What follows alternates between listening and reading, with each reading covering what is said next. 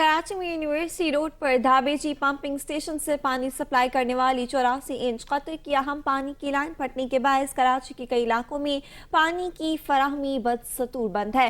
हुकाम के मुताबिक मुतासरा लाइन गुलस्तान जौहर, गुलशन इकबाल, बहादुराबाद, लाइन्स एरिया और लियारी समेत शहर के दीगर इलाकों को पानी सप्लाई करती है और हालिया नुकसान रेड लाइन मंसूबे के दौरान होने वाली खुदाई की वजह से हुआ।